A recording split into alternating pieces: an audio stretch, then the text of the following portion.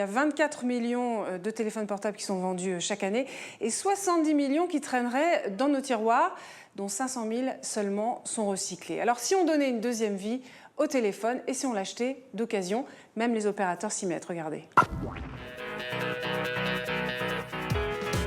Avec l'arrivée des opérateurs téléphoniques low cost, on se trouve de plus en plus confronté à des forfaits à bas prix mais sans engagement et surtout sans téléphone.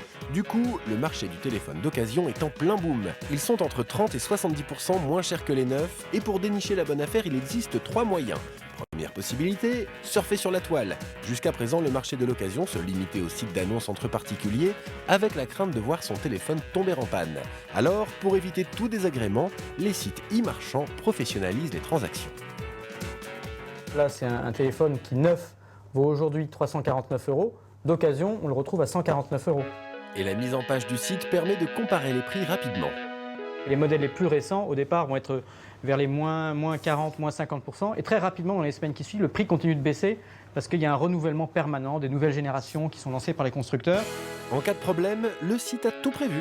Et si vous ne recevez pas le produit ou s'il est cassé à réception, alors là, il y a un remboursement qui est très facile à enclencher.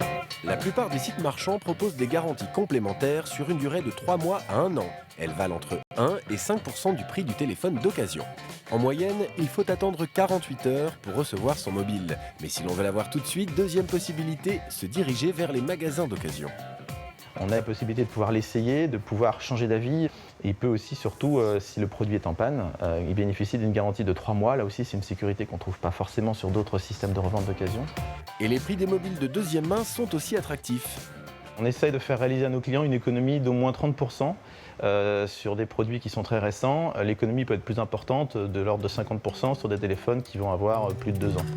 Dans ce magasin, si le client fait une bonne affaire, le vendeur aussi. Car ici, ce sont les consommateurs eux-mêmes qui fournissent la marchandise. Vous venez avec votre téléphone par exemple. La seule condition qu'on demande, c'est qu'il soit fourni avec un chargeur d'origine. Vous avez une idée du prix que vous aimeriez le revendre? 60 maximum quand même. Je vais regarder combien il est coté chez nous. On va plutôt, nous, le dernier qu'on a eu en janvier, on l'avait racheté 40 €. Est-ce que le prix vous conviendrait? Ouais, 40, ouais, c'est bon. Ça marche, merci. Si tout est concluant, on achète le téléphone immédiatement en vous payant en espèces jusqu'à 750 €. Donc voilà 40 €. Merci. C'est moi qui vous remercie. Ensuite, on revend le téléphone après l'avoir remis en état, nettoyé éventuellement, vidé de ses données. Et c'est comme ça qu'on peut garantir tous les produits qu'on vend, dont les téléphones, 3 mois gratuitement, avec une possibilité de garantir jusqu'à 1 an le téléphone avec pour un coût d'environ 10% supplémentaire.